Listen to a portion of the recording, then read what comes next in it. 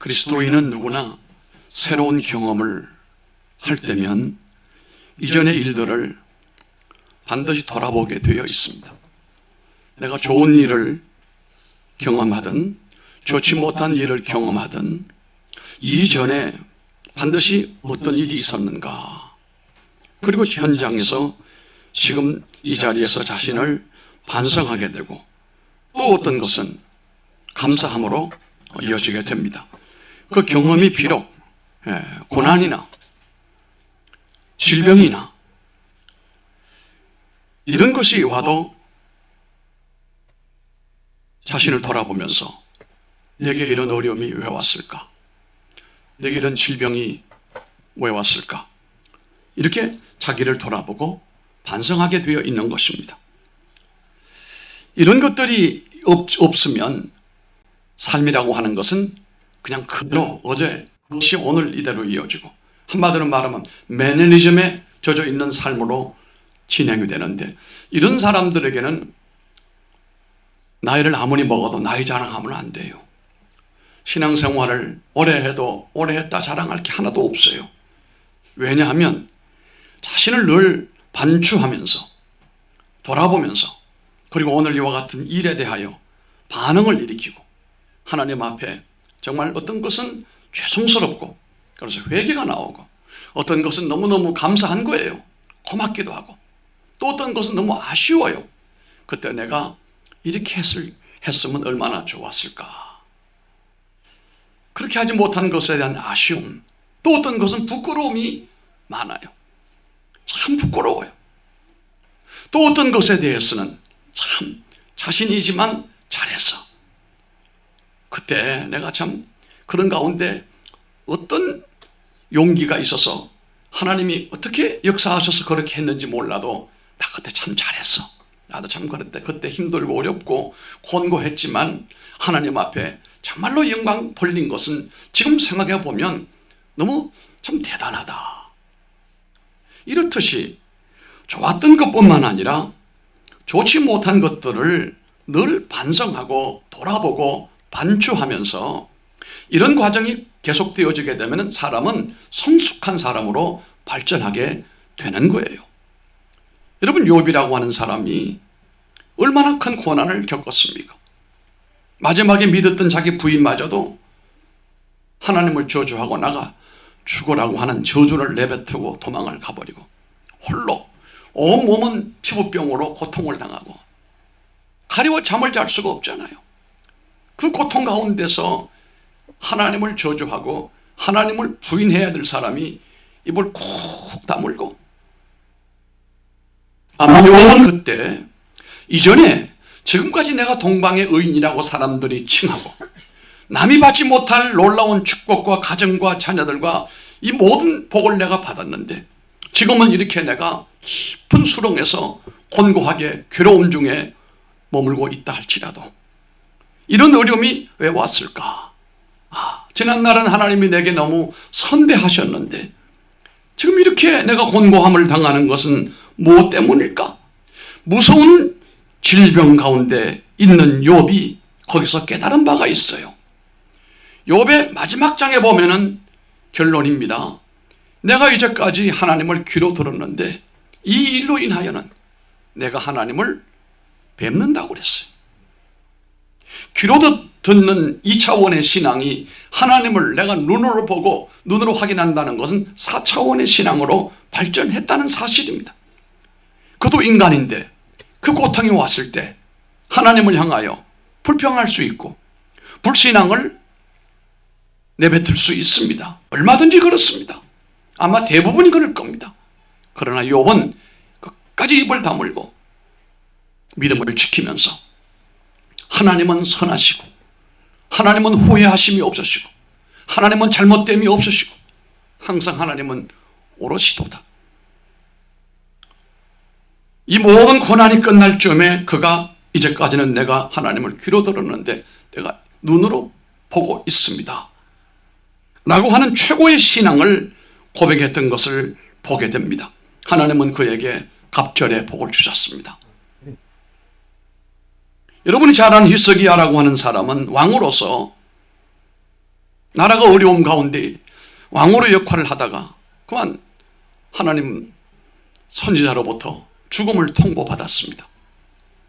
히스기야는 지금 아들이 없습니다. 대가 끊어지게 생겼습니다. 그런데 죽으면 어떡합니까? 벽을 향하여 하나님 앞에 간절히 기도를 하면서 아마 생각을 했을 것입니다. 하나님, 이제까지는 나를 선한 길로 인도하시고 왕의 자리에 앉혀놓으셨는데 내게 죽음을 일으켜 주시는 이유는 어디에 있는지 내가 알 수가 없습니다.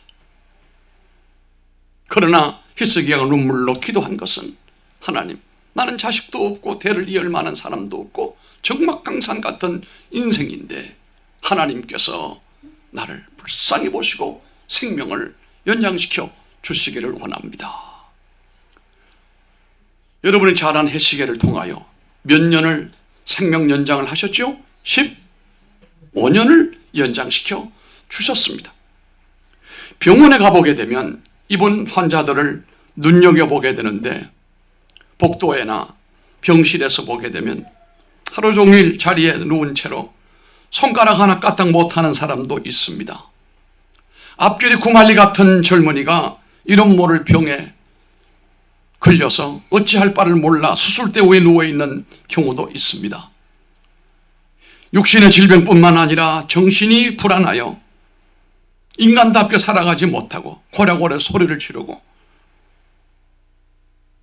이런 인생들도 얼마든지 있는데 그런 사람을 볼 때 우리는 그저 아이고 안 됐구나 어떻게 하면 좋지 이게 아닙니다. 나는 하나님께서 어찌하여 이렇게 건강을 주셨는지 내게는 어떻게 이렇게 하나님의 은혜를 주셨는지 주신 건강과 몸을 가지고 하나님 앞에 충성해야 될 텐데 그렇지 못함을 부끄럽게 여기고 회개하는 그런 순간도 있어줘야 되지 않겠습니까? 이런 사람을 볼 때에 내 작은 일 이것 때문에 내 믿음이 위축되거나 감사 조건이 사라지면 되겠는가? 감사하고 살아야지. 뭐 이런 병 저런 병 내게 있다 할지라도 저 사람들을 볼 때에 그건 아무것도 아니다. 계절이 지나갑니다. 이제 10월이 다가오는 가운데 있는데 긴 여름을 보내고 어젯밤에는 이불을 제가 덮었습니다. 추웠어요. 그러면서 제가 잠시 밤중이지만 생각을 했습니다. 하나님, 계절이 이렇게 바뀌어져 갑니다. 한 해가 저물어 가는 이제 결실로 가는데 그 무더웠던 여름이 다 지나가고 가을이 왔는데 이 가을에는 내가 깨어있게 하시고 하나님 앞에 좀 더 가까이 다가서게 해 주시기를 원하며 입만 무성한 사람이 되지 말고 열매 맺는 삶이 되기를 원합니다. 변화되어 오는 계절에서도 자신을 반추할 수 있는 이것이 필요합니다. 그래야 그 사람은 성숙해지게 되고 성장하게 되어지게 되고 복을 받게 되어 있습니다. 미국의 명문 아이비리그에 해당하는 예일 대학의 교수직을 내던져버리고 정신지체들만이 모여 살고 있는 데이브 레이커라고 하는 공동체에 여생을 보냈던 헬른 아우엔이라는 사람이 있었습니다. 괴로울 때는 고통에서 벗어나는 것이 가장 중요하다는 생각이 우리를 유혹한다. 그의 말이에요. 그러나 고난을 피하지 않고 통과하는 법을 배우면 고난을 다르게 맞이할 수 있다. 하나님이 더 큰 목표를 위해서 고난을 사용할 수 있다는 차원까지 이르는 것이다. 고난은 사력을 다해 피해야 할 불청객이 아니고 저주가 아니라 더 깊은 온전함으로 나아가게 하는 길이 된다. 저는 이 얘기를 책을 통해서 읽으면서 참 감동을 받았어요. 제게 자신에게 주어져 있는 여러 가지 어려움과 난관과 역경을 통하여 더 굳어지고 더 강해지고 더 하나님을 신뢰하게 되고 이 고난 때문에 내가 인생이 파괴되거나 뒤로 퇴행하지 아니하고 온전함으로 강건함으로 나간다라고 하는 것을 생각한다는 것은 정말로 귀한 일이 아닐 수가 없습니다. 고난과 고통은 피해야 할 것만이 아니라고 하는 것입니다. 여러분 몫으로 다가오는 고난과 고난은 여러분들이 달게 받으셔야 됩니다.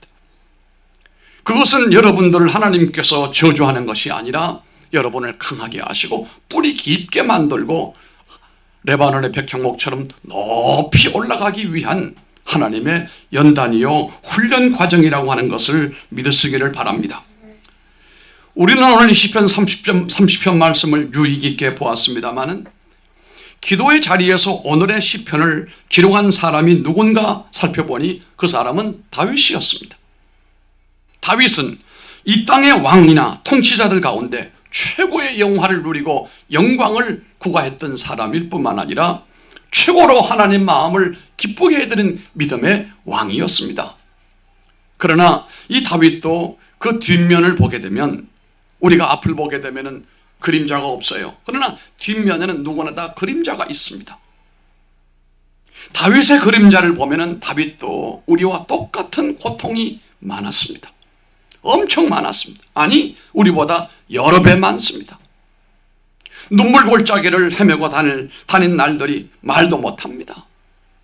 압살롬이라고 하는 잘 키운 아들에게 배신을 당하여 모반을 당하여 맨발로 도망을 야반도주하는 아버지 신세가 여러분 어떤지 알고 계시나요?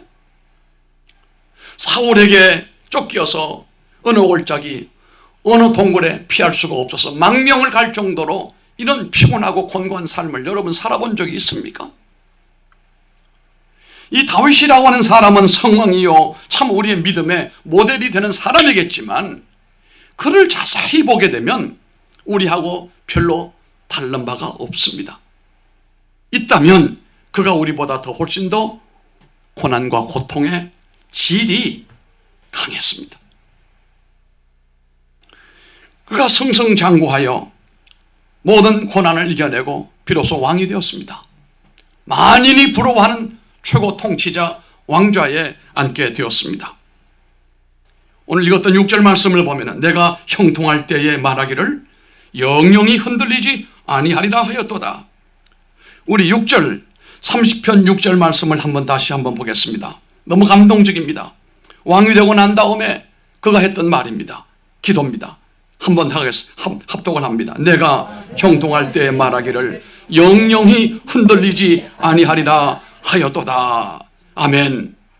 하나님의 은혜로 그의 인생이 어찌 보면 산처럼 굳게 세워졌습니다. 하나님이 그를 산처럼 높게 굳게 세워 놓았을 때는 아무런 염려가 없어 보였습니다. 만사가 형통했습니다. 아무런 고통이 없었습니다. 그런데요 7절 말씀을 보게 되면 주의 얼굴을 가리심에 내가 근심하였도다 와 같이 되는 때가 그에게도 있었습니다. 주님의 얼굴을 다윗에게 가려버렸다. 여러분 해가 우리를 가려버리면 이 땅에는 해가 없는 관계로 빛을 받지 못하니까 여러 가지 문제가 생깁니다. 나뭇잎이나 모든 자연은 광합합성이 이루어지지 않습니다. 열매를 맺을 수가 없습니다. 그렇게 머물러 버리고 말아요. 반드시 햇빛이 비쳐야 농작물도 되고 사람도 건강하고 빛이 주는 효과는 어마어마한데요. 하나님은 바로 우리의 태양보다도 위대하신 분이기 때문에 그분이 만약에 우리들에게 향하여 얼굴을 가려버리게 되면 우리는 북극이고, 우리 한국 사람들이 등산복 가운데도 유명한 등산복 메이커를 좋아하잖아요. 노스페이스. 이 노스페이스라고 하는 건 북쪽 벽이라고 하는 말이거든요. 등산가들이 제일 겁내고 안 가려고 하는 쪽이 북쪽에 있는 얼음 빙벽이에요. 너무 춥고 얼음이 얼어붙어서 밑에는 얼음 덩어리가 있고 오르기가 너무도 힘들고 위험하기 때문에 붙여진 이름이라고 보는 것입니다. 하나님이 우리들을 향하여 얼굴을 가리신다는 것은 태양이 이 땅을 향하여 지구를 향하여 얼굴을 가린 것보다도 더 참혹한 사건이 결과적으로 빚어지게 된다는 말씀입니다. 그런데 다윗이 그 표현을 했습니다. 주의 얼굴을 가리심에 내가 근심하였나이다. 다윗에게는 이런 때도 있었단 말이에요. 산처럼 하나님이 견고하게 세워주심으로 견고한 때도 있었지만 하나님이 그에게 얼굴을 가리심으로 곤고하고 근심하여 밤잠을 자지 못하던 때도 있었다는 말입니다. 건강도 세상의 영화도 금방 무너져 버리고 말 수 있습니다. 다윗 왕도 죽음에 이르기 직전까지 고통을 받았던 것을 우리가 알게 됩니다. 누구든지 언제까지나 형통하지 않습니다. 누구나 언제든지 건강하지 않습니다. 어느 누구든지 영원히 삶이 부족함이 없이 풍족하지 않습니다. 사람이라고 하는 존재는 언제까지나 모든 것이 예약이 되어 있지 않습니다. 예약이 안 되어 있습니다. 내일을 오늘처럼 산다는 보장이 없어요. 그래서 세상에서는 보험이라고 하는 제도가 만들어진 겁니다. 어려움 당할 때 오늘처럼 안 되지만 오늘과 비슷하게 살아갈 수 있는, 내일이 힘들고 어려웠을 때 그런 혜택을 주는 것이 보험 아니겠습니까? 그러나 그 인슐런스도 영원하지 않습니다. 하나님이 얼굴을 돌려버리시고 우리를 향하지 아니하시면 그 어떤 대책이나 어떤 제도도 우리를 살게 할 수는 없는 것입니다. 분명한 것은 한번 따라합시다. 내일도 오늘처럼 반드시 살 수 없다. 살 수 없습니다. 이 사실을 우리가 알아야 됩니다. 우리에게 찾아오는 고통이며 질병이며 환난, 이런 것들, 이것을 깨닫는 사람들은 하나님께 맡기고 간절히 기도하는 사람들입니다. 우리가 읽었던 말씀 가운데 2절 말씀을 보면은 여호와 내 하나님이여 내가 주께 부르짖음에 나를 고치셨나이다 그랬습니다. 고치셨나이다. 응답받은 거예요. 이것이 되기 위해서 이 시인이 했던 것이 뭡니까? 하나님 앞에 부르짖었어요. 기도했어요. 사람이 살면서 문제가 없으면 기도하기가 쉽지가 않지요. 일이 잘 풀리고 평안하고 좋다 좋을 때면 기도의 자리에 들어가는 일이 굉장히 어렵습니다. 기도한다고 해도 그 기도 속에는 간절함이 없습니다. 그러나 몸이 많이 아파 보십시오. 어려움이 오랫동안 계속돼 보세요. 건강이 위험 지경까지 다가왔을 때, 죽음의 문이 저만큼 보이게 되어졌을 때, 그때는 간절히 기도하게 되어 있습니다. 그때도 간절히 기도하고 간절히 하나님을 찾지 않고, 그럼에도 불구하고 하나님 앞에 매달림이 없는 사람은 믿음이 없는 사람입니다. 이런 사람은 큰 사람이 될 수가 없습니다.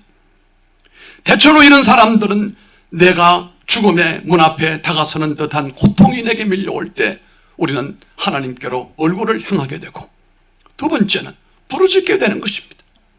이러면서 하나님 앞에 전적으로 신뢰하면서 내가 죽든지 살든지 주님께 내가 모든 걸 다 맡깁니다. 그러나 나를 살리게 해주시고 살게 하시면은 내가 이전보다 훨씬 더 내가 하나님 앞에 헌신하고 충성하며 살겠습니다. 이런 기도를 하게 되지요.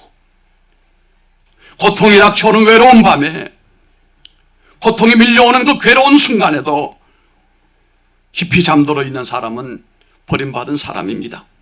그런 하나님의 사람들, 성령으로 이끌림을 받는 사람은 오늘 다윗처럼 하나님 앞에 부르짖는 사람으로 변모되는 줄로 믿습니다.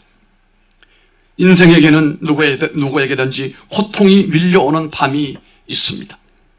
이거 없으면 그 사람은 성장하지 않습니다.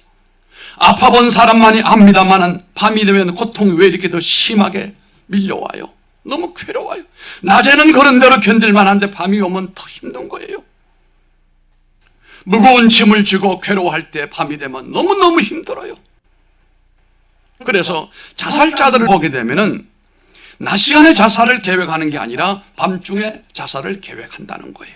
삶의 짐이 밤이 되면 훨씬 더 무겁게 짓누르기 때문에 그렇습니다. 고요한 밤에 아픔으로 잠들지 못하고 뒤척이는 그 시간은 얼마나 길고도 얼마나 고통스럽습니까?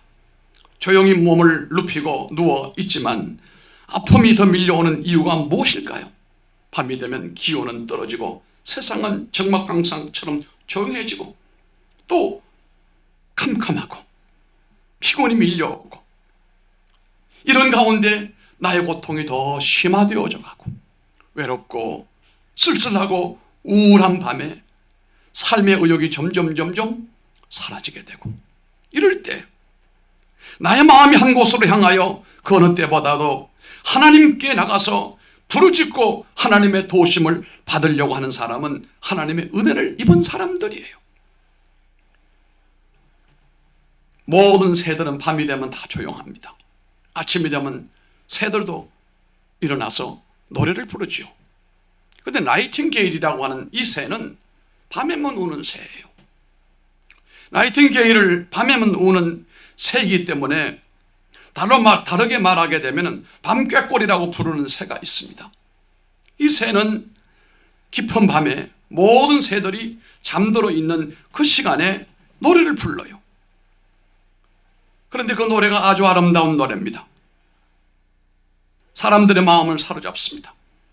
낮에도 지적이지만 군중의 소리에 섞여 들리지 않는 많은 노래 소리보다도 다 잠들어 있는 깊은 밤에 이 나이팅게일이 노래하는 이 새의 노래 소리는 사람들에게 아름다움과 감동을 준다는 겁니다. 마찬가지로 다 잠들어 있는 시간에 깨어서 하나님 앞에 꾀꼬리처럼 밤꾀꼬리처럼 두 손 높이 들고 찬양하고 하나님 앞에 목 놓아 부르고 기도하는 사람의 소리를 하나님이 어찌 간과하시겠습니까?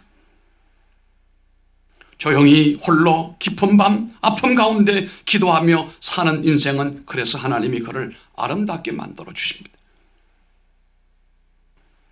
5절 말씀을 보면 하나님께서는 이 기도를 들으시고 고통을 짧게 끝내주시며 은총을 내리시는 것을 보게 됩니다.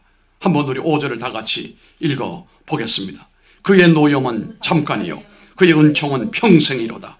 저녁에는 울음이 깃들을지라도 아침에는 기쁨이 오리로다. 할렐루야. 우리가 이 말씀을 잘 생각해 보면서 다윗의 자신의 얘기를 하는 겁니다. 다윗은 한마디로 말해서 충판이 벌어지는 삶을 살아가는 모습을 우리들에게 보여줘요. 무엇이 변하여? 슬픔이 변하여. 오늘 말씀의 제목입니다. 따라합시다. 슬픔이 춤으로 변하라. 슬픔이 춤으로 변하라. 이 실제적인 주인공이 다윗이었습니다. 아픔을 간직하고 살아가는 사람에게 하나님께서 임하시고 은혜 주시게 되면 변화가 오게 되어 있습니다. 그래서 우리는 힘들고 어려운 가운데 할 수 있는 것은 부르짖는 기도입니다. 부르짖어 구하면 고쳐주시고 저녁의 울음을 아침의 기쁨으로 바꿔주시는 하나님이 계심을 알기를 바랍니다. 고통의 인생을 변화시켜 주신 하나님, 아무리 병고가 심하다 할지라도 구원의 기쁨을 주시는 평생의 은총을 주시는 분이 계시다라고 하는 사실. 다윗의 시는 이렇게 노래합니다. 주께서 나의 슬픔이 변하여 내게 춤이 되게 하시며 나의 벼옷을 벗기고 기쁨으로 띠띠우셨나이다. 11절 말씀이 오늘 설교 말씀의 핵심이 됩니다.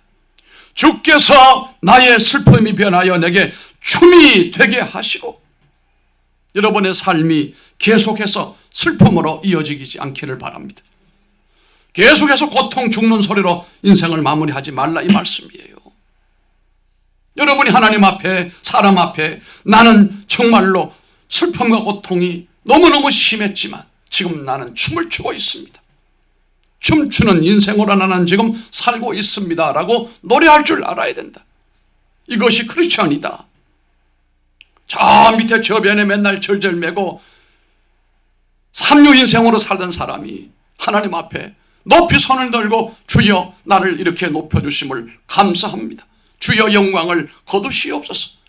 내 슬픔이 변하여 춤이 되었나이다. 춤추는 인생으로 하나님을 섬기면 얼마나 좋겠느냐라고 하는 말씀입니다. 이 11절의 말씀, 주께서 나의 슬픔이 변하여 내게 춤이 되게 하시며 나의 벼옷을 벗기고 기쁨으로 띠띠우셨나이다. 이 얼마나 감동스러운 겁니까? 이런 순간이 여러분들에게도 있기를 바랍니다. 계속해서 슬픔의 고통 가운데 허덕이고 벼옷을 입고 죽지 못해 살아가는 인생 살지 말라 이 말씀이에요. 예수님이 이 땅에 오신 것은 이런 사람들을 기쁨의 사람으로, 노래하는 사람으로, 승리하는 사람으로 만들기 위하여 이 땅에 오시고 십자가에 죽으시고 우리의 모든 죄를 사하시고 우리에게 희망의 소망을 주신 분이십니다. 다윗 왕은 슬픔이 기쁨으로 바뀌는 순간 뭘 했다고 그랬습니까? 춤을 췄어요. 이것은 오늘 여기에 나오는 간단한 내용이지만 아닙니다. 다윗은 이런 예가 전에도 있었습니다. 그냥 한번 해본 게 아니고 전에도 하나님의 은혜가 충만하고 하나님의 기쁨이, 하나님의 축복이, 하나님의 영이 임할 때 다윗은 춤을 췄던 사람이에요. 누가요? 왕이. 여러분들이 잘 아시는 것처럼 사무엘하 6장 14절 말씀을 보게 되면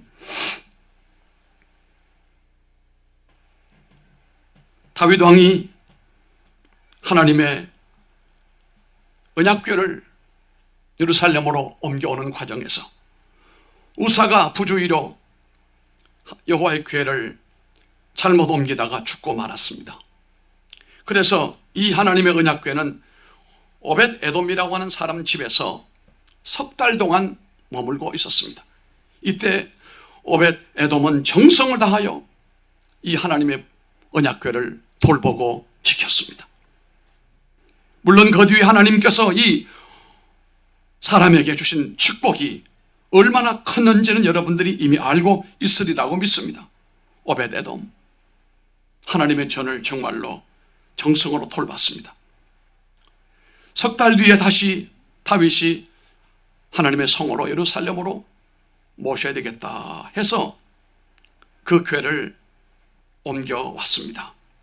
이번에는 정신 바짝 차리고 제사장들이 앞장서고 성별된 모습으로 하나님의 언약궤를 무사히 옮겨 여호와의 집에 모시게 되어졌을 때에 다윗이 얼마나 기쁘고 얼마나 즐거워 흥분을 했는지 왕의 체면도 잠시 잊어버리고 그만 본성이 나왔는데 그게 바로 춤이었어요. 춤판이 벌어졌습니다. 얼마나 춤을 심하게 췄는지 이 왕의 옷이 펄럭이니까 이 왕이 입었던 속옷이 보였어요. 이때 미갈이라고 하는 부인이 왕을 향하여 쓴소리를 합니다. 경망스럽다고 했습니다. 나무랬습니다. 막 꾸짖었습니다. 하나님은 그 미갈에 태를 닫아버리고 영원히 자식을 못 낳게 만들었어요. 다윗이 왜 그렇게 춤을 췄습니까? 하나님의 언약궤가 예루살렘에 돌아오니 나는 너무 기쁘다. 난 너무 행복하다. 내가 세상을 얻은 것보다도 행복하고 이 내가 왕 된 것보다 이게 더 위대한 사건이다. 우리가 감정적으로 잘 훈련된 사람은 감동의 높은 수준까지 즐길 수 있어요. 그건 감동 어릴 때부터 감정 훈련이 잘 된 사람은 이야 너무 좋구나. 너무 좋구나. 근데 그게 안 된 사람은 요만큼 밖에는 본인이 느끼지 못하는 거예요. 이만큼 느끼는 사람이 볼 때는 아니 그렇게 좋은 일이 있고 그렇게 행복한데도 왜 맨날 인상 쓰고 살아가요? 그럼 본인은 모르는 거예요. 이 미갈이라고 하는 사람은 그 기쁨, 즐거움을 몰랐기 때문에 왕으로서 체면을 부리고 춤을 추고 속옷이 보일 정도로 그게 무슨 왕이 처신이 그러냐고. 뭐 그럴 수 있죠. 그러나 미갈은 그게 그 사람의 영적 수준이었어요. 그러나 다윗은 그게 아니었어요. 잃어버렸던 하나님의 법궤를 찾아서 하나님의 성으로 모시고 안치를 하고 그 마음에 밀려오는 기쁨과 즐거움과 그 은혜와 행복이 그를 잠잠하게 할 수가 없었어요. 일어났습니다. 춤을 췄습니다. 속옷이 보일 정도로 얼마나 춤을 격하게 췄길래 미갈이 그렇게 욕을 했겠어요. 에봇을 입고 그날 춤을 췄는데 다윗은 기쁨의 띠를 두르고 어린아이처럼 덩실덩실 기쁘게 춤을 췄는데 그 부인 미갈은 왕을 업신여겼다고 그랬어요. 그러나 다윗은 분명히 말합니다. 사무엘 2장 6장 21절 22절에 이는 여호와 앞에서 한 것이니라. 그가 내 아버지와 그의 온 집을 버리시고 나를 택하사 나를 여호와의 백성 이스라엘의 주권자로 삼으셨으니 내가 여호와 앞에서 뛰놀리라. 내가 이보다 더 낮아져서 스스로 천하게 보일지라도. 아멘. 하나님의 은혜를 받고 지위를 받고 하나님의 교회에서 직분을 귀한 직분 받고도 그게 귀한 줄 모르고 똥값으로 처리하는 사람들이 있어요. 금 같은 것으로 발견해도 부족한 판인데 똥값으로 치부하는 사람이 있단 말이에요. 내가 춤추는 것으로 나보고 뭐라고 하는지 몰라도 나는 그럴 만한 이유가 있다. 내가 어릴 적에 우리 아버지와 온 집에서 버림받은 사람이다. 어린아이다. 허드렛 일만 하던 아이였다. 다른 형제들은 집에 있었지만 아버지는 나를 먼 곳에 보내서 양을 치라고 했을 때 그때 하나님이 나를 택하여 이스라엘 백성 이스라엘의 주권자로 삼으셨으니 내가 여호와 앞에서 뛰놀지 않고 어떻게 할 수 있겠는가? 내가 이보다 더 낮아져서 스스로 천하게 보일지라도 흉보고 뭐라고 할지라도 나는 그렇게 할 것이다. 참으로 감동스러운 것입니다. 하나님이 여러분들에게 은혜 주신 것에 대하여 감동하시기 바랍니다. 춤을 추시길 바랍니다. 영광 돌리시길 바랍니다. 누가 뭐라고 해도 그 말에 듣지 마시기를 바랍니다. 미갈은 하나님이 그의 태를 닫아버렸어요. 하나님 앞에 춤추는 자, 하나님을 섬기고 기뻐하는 자, 예수 잘 믿고 헌신하고 충성하는 자 뒤에서 궁시렁거리고 뭐라고 하는 사람은 그 저주가 임하는 거예요. 그게 그런가 하면 자기는 그렇게 못해도 장로님 멋있어요. 훌륭합니다. 권사님 정말로 본보기 같아요. 감사합니다. 이런 사람은 부스러기 은혜라도 있습니다. 받은 은혜를 죽이지 말고 받은 감동을 사라지게 하지 말고 춤추란 말이에요. 춤출 만큼 좋은 일들이 벌어지게 될 줄로 믿고 하시기 바랍니다. 한번 내 인생에도 춤추는 인생을 살아야 하지 않겠어요? 맨날 추고 하지 말고. 김순자 권사님 할렐루야. 춤추고 말이기에. 디스코텍이나 캬바레스는 춤을 추고 합니다만 그 춤은요 술춤이에요. 술기운으로 추는 춤이요. 그러나 하나님 앞에서 성전에서 춤추며 찬양하고 노래하고 영광 돌리고 온몸으로 춤을 추는 것은 받은 은혜에 대한 화답이에요. 복 주실 하나님의 순서에 들어간 겁니다. 그 사람이. 하나님의 사랑에 감격하시기 바랍니다. 구원의 은혜에 감격하시기 바랍니다. 감사가 적극적이지 못하고 그저 잠잠히 체면치레만 하면 되겠습니까? 30편에 참 아름답고 감격스러운 훗날 성전 낙성가로 부르게 됐어요. 나중에 하나님의 성전 건축했을 때에 이 노래를 불러서 하나님 앞에 헌당식대 천상식대 찬송으로 사용을 했단 말입니다. 결론입니다.